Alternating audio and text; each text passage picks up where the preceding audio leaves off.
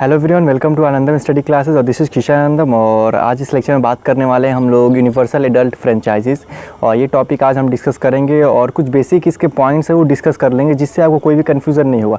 तो चैप्टर को स्टार्ट करने से पहले मेरा आपको एक रिक्वेस्ट है कि अगर आप नए हैं चैनल में तो आप चैनल को सब्सक्राइब कीजिए, लाइक कीजिए और जितना हो सके शेयर कीजिए अपने दोस्तों को और अपने आपके जो जूनियर्स होंगे उनको। तो चलिए स्टार्ट करते हैं आपके यूनिवर्सल एडल्ट फ्रेंचाइजीज़।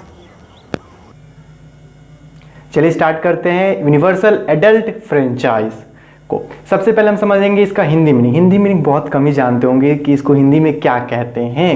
मैं भी जब क्लास में था, 6 में था, आपके 7 में 8 में था, 9 में भी था, तो मैंने कभी इसका हिंदी मीनिंग देखा ही नहीं। और मैं चाहता हूँ कि आप इसका हिंदी मीनिंग भी देख लो, हिंदी इसका क्या होता है मीनिंग। तो सबसे पहले बढ़ते हैं हिंदी मीनिंग क्या होता है। देखो मैंने हिंदी मीनिंग लिखा है सार्वभौमिक वैश्विक मताधिकार। क्या है? सार्वभौमिक वैश्विक मताधिकार, इसका हिंदी मीनिंग होता है। तो सबसे पहले हम स्टार्ट करते हैं। अगर हम ये सब पॉइंट समझ जाएंगे तो हम समझ जाएंगे यूनिवर्सल एडल्ट फ्रेंचाइज क्या है। तो अगर बात करें, देखो विच मीन्स, अगर यूनिवर्सल एडल्ट फ्रेंचाइज की बात करें तो इसका मतलब होता है कि all the adult citizen of a country above 18 years have right to vote. क्या है? Have right to vote. यहाँ एक पॉइंट नोट करने वाली है। क्या है? यहाँ जो दिखाई दे रहा है right to vote, right to vote. यानी सिंपली आपके माइंड में आना चाहिए कि जो यूनिवर्सल एडल्ट फ्रेंचाइज है ये क्या है? आपके राइट टू वोट से रिलेटेड है, आपके माइंड में ये आना चाहिए। तो यूनिवर्सल एडल्ट फ्रेंचाइज क्या है? आपके राइट टू वोट से इसका सेंस है। यानी कहता है कि किसी भी कंट्री के आपके क्या हो, जो पीपुल हैं, सिटीजन हो, 18 अबव हैं, तो उनके पास राइट टू वोट की क्या आ जाती है?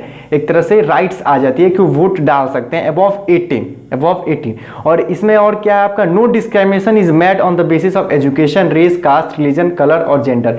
किसी भी ना शिक्षा को लेकर आप कम पढ़े लिखे हैं तो ऐसी बात नहीं कि आपको वोटिंग राइट्स नहीं मिलेगी। सभी को बराबर, एक गरीब है उसको भी अधिकार है और एक अमीर है उसको भी अधिकार है कि वो भी वोट डाल सकता है। रेस की बात करें, आपकी जाति की बात करें, कास्ट की बात करें, रिलीजन की बात करें, कलर की बात करें, किसी भी कलर, किसी भी जेंडर को, किसी भी धर्म को, किसी भी आप जाति के हो, तो आप क्या है, आपसे भेदभाव नहीं की जा सकती है। आपके ना जाति को लेकर भेदभाव की जाती है, ना धर्म को लेकर, ना कलर को लेकर, क्या ब्लैक है या व्हाइट है, ना जेंडर को लेकर, ना स्त्री है ना पुरुष है। आप जो भी हैं, आप इंडियन सिटीजन हैं तो आपके पास राइट्स है कि आप वोट डाल सकते हैं। अगर आप 18 अबव हैं तो अबव 18 ईयर्स आपके पास राइट्स आ जाती है। और इन सब को लेकर के आपको कोई भेदभाव नहीं करना, ना एजुकेशन को लेकर, ना रेस को लेकर, ना कास्ट को लेकर, ना रिलीजन को लेकर, ना कलर को लेकर, ना जेंडर को लेकर।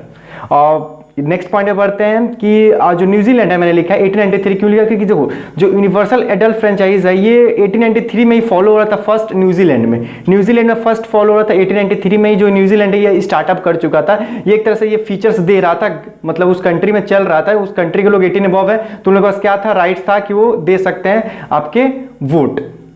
हाँ, सेकंड है आपका रशिया। रशिया में मैंने सेकंड लिख दिया कि फर्स्ट ये कंट्री था, सेकंड में 1917 में आपके एक तरह से रशिया था। इसके बाद न्यूजीलैंड के बाद रशिया था जो इसको कर रहा था। और इंडिया में आपका यूनिवर्सल एडल्ट फ्रेंचाइज इसको कब अडॉप्ट किया गया? तो 1950 में इसको अडॉप्ट किया गया, जब कॉन्स्टिट्यूशन हमारा प्रिपेयर हुआ तो उसी में इसको ऐड किया गया। हाँ, universal adult franchise is one of the most important characteristics of Indian democracy. Indian democracy यानी भारतीय लोकतांत्रिक का कह सकते हैं एक बहुत ही प्रमुख कैरेक्टरिस्टिक्स है, क्योंकि समझ सकते हैं सभी 18 अबव है, उसके बाद आपके पास राइट्स आ जाता है। और एक बहुत बड़ा फीचर्स है क्योंकि डेमोक्रेसी में क्या है, हम लोग के पास राइट्स होता है कि हम अपने सिटीजन को चूज कर सकते हैं। तो यहाँ एक तरह से कह सकते हैं मोस्ट इंपॉर्टेंट फीचर्स ये हो रहा है इंडियन डेमोक्रेसी का, लोकतंत्र का। क्लियर होगा? हाँ, जो ये based on the principle of one vote one person, यानी एक पर्सन के पास एक ही वोट है। ये नहीं कि एक पर्सन जो वोट देंगे उनका 2 सेंस लिया जाएगा, नहीं। एक ही पर्सन, आप जो मोटे हैं उनका 2 होगा, जो पतले हैं उनका 1 होगा, ऐसी बात नहीं है। वन पर्सन वन वोट, आप एक हैं तो आपका वोट भी 1 होगा। ये नहीं कि एक पर्सन है आपका और 2 वोट होगा। तो ये सब यहाँ डिस्क्रिमिनेशन है। प्रिंसिपल किस पे बेस्ड होता है? One person one vote. Clear हुआ? तो आई होप आपको बहुत अच्छा क्लियर हुआ। कहीं भी अगर डाउट होता है आपको इसके टॉपिक में तो आप मुझे कमेंट कर सकते हैं, बता सकते हैं कि यहाँ डाउट है, और मैं आपको फिर उसके बाद अगर दिक्कत है तो मैं एक बार और इसको क्या करूँगा, लेक्चर को कवर करूँगा। लेकिन मुझे जहाँ तक लगता है आपको डाउट नहीं होगा क्योंकि बहुत अच्छे क्लियर करा दिया। और कुछ नहीं, आप देखो जैसे मैंने समझाया आपको अच्छे समझ में, आप किसी के सामने रिप्रेजेंट कर सकते हो, समझा सकते हो कि हाँ ये जो कॉन्सेप्ट है न्यूजीलैंड में पहले से ही प्रैक्टिस कर रहा था, वहाँ कंटिन्यू किया जा रहा था, फिर रशिया में था, फिर इंडिया में 1950 में। डेट याद रखिए, बहुत अच्छा रहेगा। आई होप आपको बहुत अच्छे क्लियर हुआ होगा, कोई भी डाउट नहीं होगा। तो मिलते हैं आपके कुछ अलग टॉपिक के साथ नेक्स्ट लेक्चर में।